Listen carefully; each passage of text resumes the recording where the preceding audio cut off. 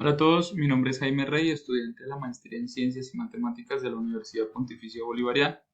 A continuación les presentaré una pequeña síntesis del documento titulado Sistemas, Modelos, Simulación y un poco de epistemología del autor Walter Koch. En dicho documento se nos presenta información supremamente importante acerca del proceso de simulación y la importancia que tiene dentro de la resolución de problemas y el estudio del ambiente social. Allí encontraremos aspectos muy importantes, sobre todo basados en en los sistemas de modelado, en la aplicación de las simulaciones, en el entendimiento de los sistemas, en el entendimiento de los experimentos y cómo todo ello nos permite desde distintas áreas del conocimiento, como lo es la ingeniería, como lo son las ciencias sociales, como lo es las ciencias naturales, la matemática, poder resolver problemas que se nos aparecen en un contexto cotidiano, en un contexto real. Para poder abordar el documento es necesario comprender quizás los cuatro aspectos más importantes o los cuatro conceptos más importantes, que son sistema, experimento, modelo y simulación. Para poder entender qué es un sistema, debemos generar la analogía con el más conocido, quizás el sistema universal, del cual hacemos parte todos. Es el sistema más conocido. Dentro de él existen otros pequeños sistemas que hacen parte, que lo complementan, pero pues que en últimas todos hacemos parte del universal. Entonces, para poder entender qué es un sistema es necesario comprender el principio de pertenencia. Cuando decimos que un objeto, un miembro, un elemento pertenecen o no a un sistema, ya estamos generando una clasificación. Esa clasificación nos permite ir generando también el entorno o la delimitación de un sistema como tal. Para poder delimitar también y para poder aplicar mejor la información acerca de un sistema es necesario que cumpla con algunas características. La primera es que debe ser un entorno controlado y la segunda es que debe permitir una observación. Entonces, si nosotros tenemos un entorno donde podemos controlar, bueno, donde podemos controlar no, donde se controla bajo algunos principios básicos o algunas reglas básicas, pues podemos estar hablando de un sistema. No necesariamente que seamos nosotros que nos controlemos, pero que sí existan unas leyes básicas que lo rigen. Y pues también que permita o que dé lugar a la observación. Obviamente el sistema tiene una serie de variables por ejemplo que permiten que el contexto lo afecte, es decir, desde lo macro a lo micro, desde afuera hacia adentro, pero también tiene unas variables que van en sentido contrario, es decir, variables que nacen desde el sistema y pueden afectar el contexto. Entonces, ese sistema tiene una serie de dos posibles variables. Ya para concluir lo que tiene que ver con la parte del sistema, podemos generar una de las tantas definiciones que se nos presentan en los documentos y tiene que ver con que un sistema es un conjunto de elementos que interactúan entre sí bajo algunos principios y reglas y pues que obviamente responden al concepto de pertenencia. Dentro de los distintos sistemas encontramos un montón, por ejemplo, naturales, artificiales, aislados, abiertos, estáticos, dinámicos, entre otros muchos más. Entonces, quizás ese es el primer concepto súper importante para ir entendiendo el documento. Después pasamos a lo que tiene que ver con el experimento. ¿Qué es un experimento? Entonces, para poder definir este concepto de vital importancia, es necesario reconocer que es un proceso para obtener datos de un sistema. Y pues obviamente que se basa en lo que les decía anteriormente, que es que el sistema debe de ser controlado y observable. Entonces, un experimento es todo proceso que se realice con el fin de contrastar información, de comparar, de medir características que están sucediendo en el sistema, con el fin de ir generando una serie de conclusiones. Entonces podemos aplicar muchos experimentos. Si el experimento tiende a tener patrones similares, pues ya podemos ir sacando conclusiones de nuestro sistema. Continuando, para poder llegar a la simulación es necesario tener un sistema de modelado. Entonces, una de las tantas definiciones que se nos presentan en el documento es, por ejemplo, la que expone Marvin y Minsky, que la tenemos referenciada en la diapositiva, y nos dice que un modelo M para un sistema S y un experimento E es cualquier objeto al que puede aplicarse E para responder preguntas acerca de S. Entonces, básicamente un modelo lo que busca es la interacción entre el sistema y el experimento. Entonces, generar ese puente articulador entre estos dos conceptos a través de una serie de herramientas que nos permiten a nosotros ir construyendo lo que conocemos como modelo. Posterior a eso, encontramos el concepto de simulación. ¿Qué es?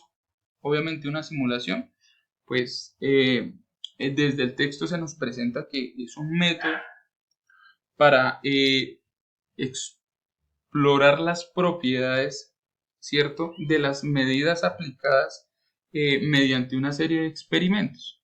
Entonces, la simulación lo que nos permite a nosotros es replicar algunos experimentos para poder ir sacando información. Obviamente esa información está basada en un sistema y ese experimento pasó por un modelaje. La importancia de la simulación radica en que es una estrategia que nos permite solucionar problemas del contexto real, que nos permite generar estudios, por ejemplo, en la actualidad de los fenómenos que están tomando muchísima importancia, que tiene que ver con el comportamiento de las comunidades o el estudio de las redes sociales, de las redes complejas, de los sistemas dinámicos, entre otros.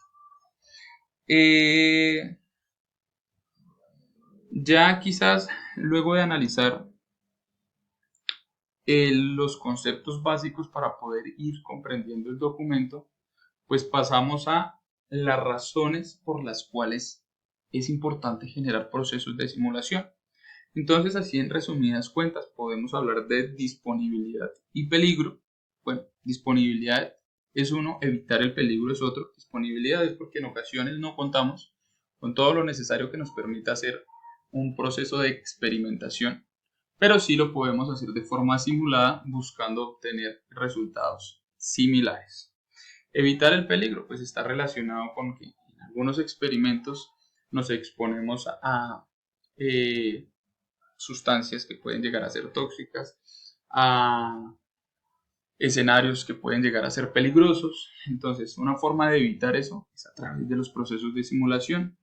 Los costos y la complejidad también son aspectos importantísimos por los cuales la simulación es una estrategia importante en la solución de problemas. Los costos, porque en ocasiones los experimentos necesitan herramientas, necesitan instrumentos de medición, necesitan insumos que generan costos altísimos y que permite que no se avance en el estudio de ese conocimiento en particular.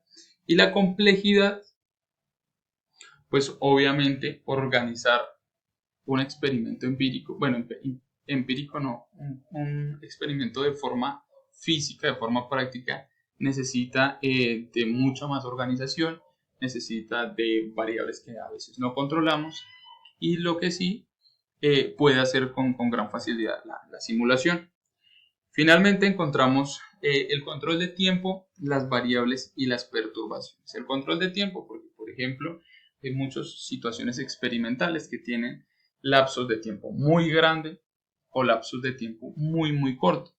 Los muy largos, muy grandes, puede que no seamos capaces de medirlos según pues el ritmo que lleva el tiempo.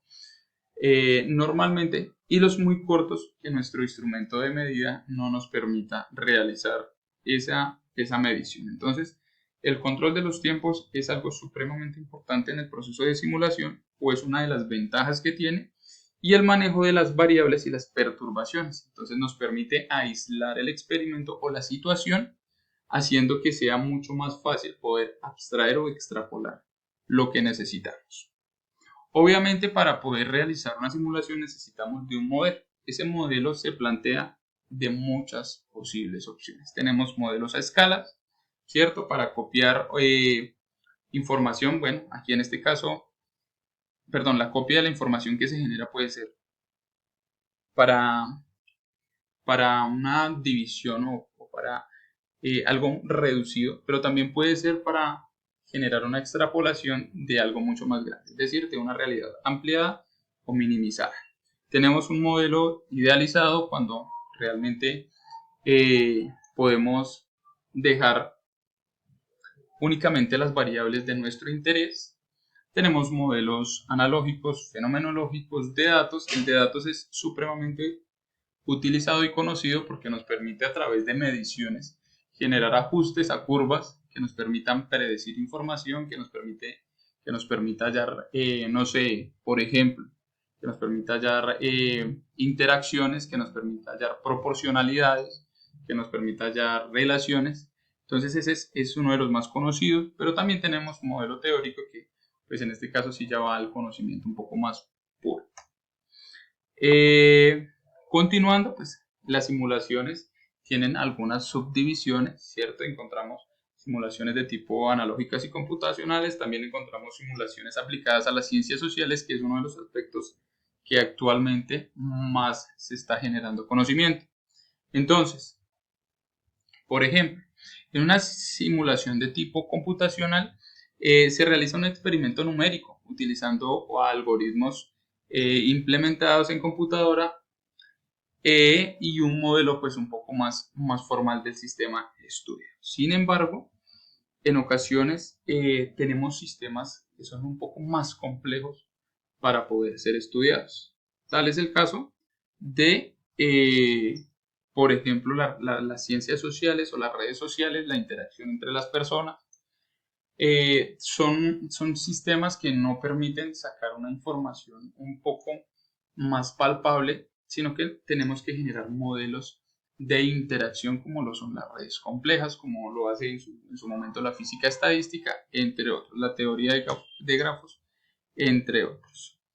Finalmente, pues encontramos la importancia de la simulación, ya que pues estamos en una era donde es necesario implementar el conocimiento científico, pero también es necesario generar la ética del cuidado, donde también es necesario que las personas se apropien del medio ambiente, de la importancia que tiene poder aumentar o poder ampliar la investigación sin dañar, pues obviamente lo que tiene que ver con nuestro mundo, con nuestro planeta. Entonces por eso se genera esa particularidad que son las CTS. ¿Qué buscan las CTS? Indagar y comprender aspectos sociales del fenómeno, ¿cierto? ¿Por qué son importantes? Bueno, de los fenómenos de tipo social, científico-tecnológico, ¿cierto? La interacción entre ellos. ¿Por qué es importante? Pues porque promueven la comprensión de la ciencia, ¿cierto? Porque también pueden realizar un estudio sobre el comportamiento de la humanidad, de la importancia de las interacciones sociales y porque básicamente implica o lleva a los chicos, a los jóvenes a desarrollar ese gusto por las ciencias, la tecnología, la independencia de juicio y el sentido de responsabilidad crítica. Obviamente, como les decía anterior, en las diapositivas anteriores, generando un mundo de conciencia. Entonces, a grandes rasgos, este documento lo que nos brinda es eso, ¿cierto? Un recorrido sobre todo el proceso necesario para generar una simulación, la importancia de la simulación y sobre todo la ética de aplicar la simulación como una estrategia que nos permita avanzar en la interacción social, investigativa y pues obviamente desde la parte científica. Espero les haya gustado mi exposición y con esto finalizo dejando la bibliografía de los documentos consultados. Hasta pronto.